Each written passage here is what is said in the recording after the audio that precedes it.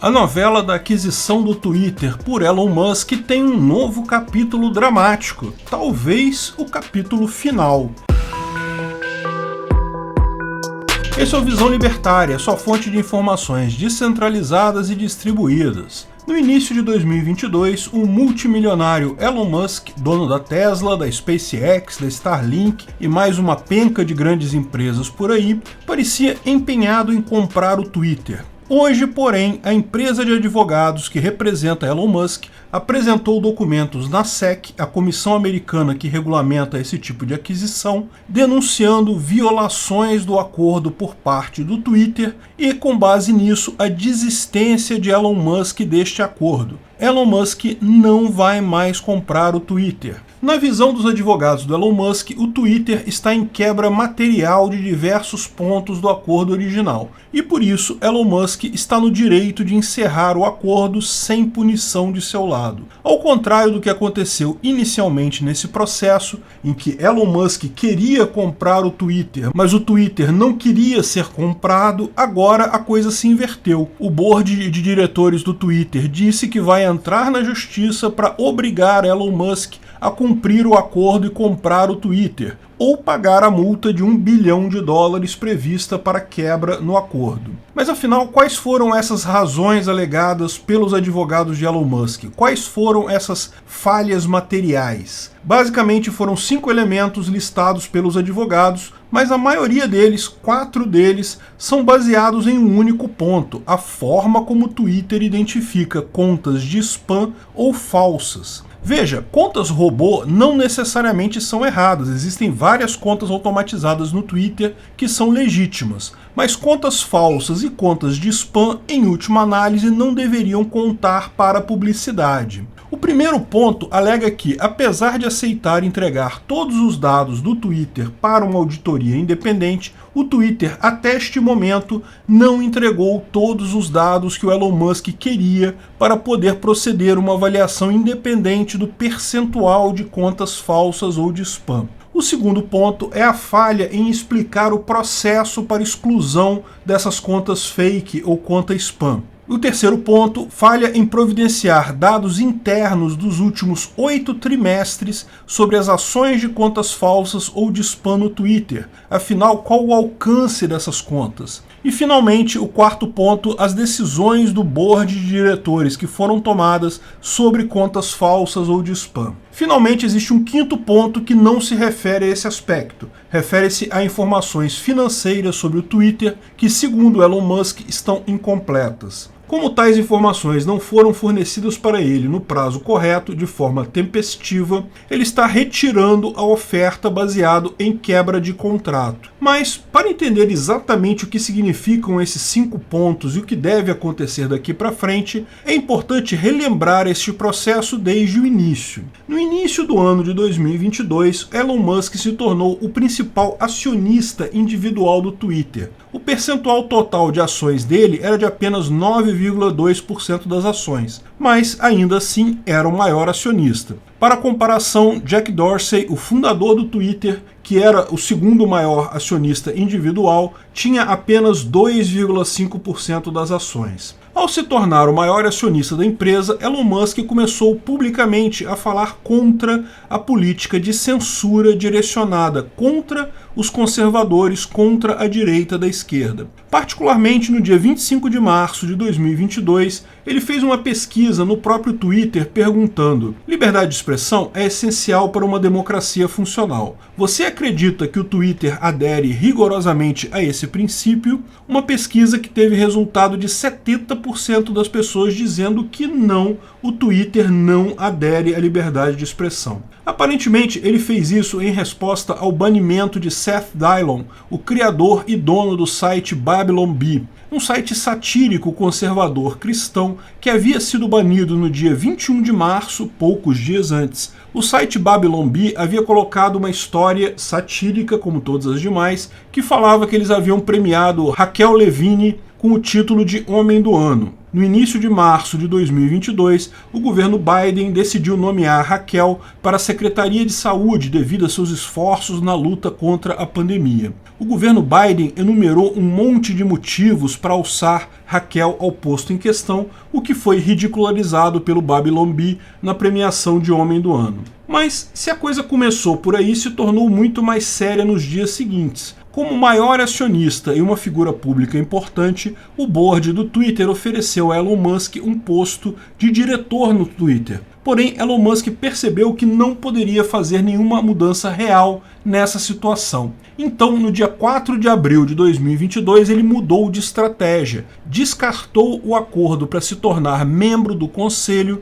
e, ao contrário, anunciou que iria fazer uma oferta pública para comprar o Twitter e transformá-lo numa empresa fechada. Isso tudo com o objetivo de reforçar a liberdade de expressão e, nas palavras dele, retirar o direcionamento claramente à esquerda que havia nos processos de banimento. Num primeiro momento, a oferta foi recebida pelo board do Twitter com total desprezo. O board sequer queria analisar a oferta. Funcionários do Twitter arrancaram as calcinhas pela cabeça de desespero ao saber que seriam funcionários do Elon Musk. A mídia tradicional socialista criticou demais essa compra. De repente se deu conta de como uma rede social poderia influir numa eleição democrática. De uma hora para outra, comentaristas políticos esquerdistas que não emitiram uma única palavra quando o Twitter ocultou descaradamente a notícia sobre o notebook do Hunter Biden às vésperas da eleição de 2020, começaram a perceber como era um absurdo uma empresa ter tanto poder assim e que poderia direcionar as eleições no futuro. Exato. Esse é o problema da maior parte das redes sociais ser dirigida por socialistas, progressistas e identitários. Eles já fazem isso na prática. Ao contrário, o que Elon Musk estava pregando era apenas o equilíbrio. Ele dizia que queria banir os 10% mais radicais, tanto à direita quanto à esquerda. Apesar de toda a choradeira que durou várias semanas, a oferta dele era muito boa. As ações do Twitter na época estavam na faixa de $30 e ele ofereceu $54,20 por ação. Então, o que se viu nas semanas seguintes foram os acionistas do Twitter pressionando o board para aceitar o acordo. Para eles, isso significava um enorme lucro. De fato, no dia 25 de abril, o board do Twitter aceitou oficialmente o acordo com Elon Musk e iniciou-se o processo de aquisição pelo valor definido.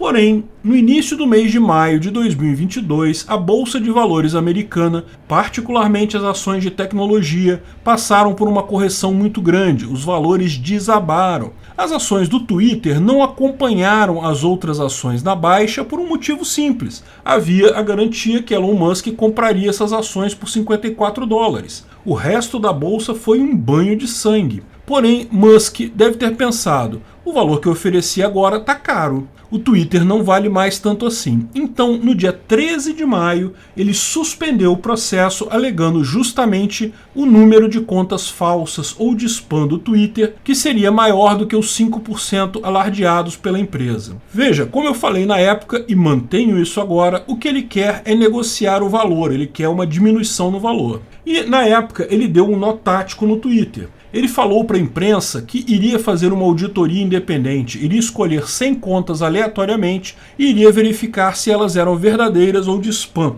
A imprensa, doida para defender o Twitter e criticar Elon Musk, imediatamente tratou isso como um absurdo. Especialistas de estatística deram depoimentos em jornais criticando essa forma de avaliação, até que, ao longo do processo, descobrimos que era exatamente assim que o Twitter fazia. Era assim que ele chegava ao número de 5%. Ele escolhia 100 contas aleatórias e verificava, o que é mesmo um absurdo. A imprensa, querendo ajudar o Twitter, acabou dando razão ao Musk, sem perceber. E Musk sequer precisou falar sobre qual era o mecanismo que o Twitter usava. Ele não poderia fazer isso devido ao acordo de confidencialidade. A própria equipe do Twitter acabou revelando isso, uma trava lógica completa. Elon Musk, então, alegou ter sido enganado pelo Twitter, porque se mais de 5% das contas é falsa ou de spam, certamente o Twitter não vale tanto quanto ele estimava originalmente. Mas ele ofereceu para fazer uma auditoria completa se o Twitter entregasse todos os dados para ele auditar. Finalmente, no dia 11 de junho, o Twitter aceitou entregar todos os dados para Elon Musk. Só que, ao que tudo indica, Elon Musk não ficou satisfeito.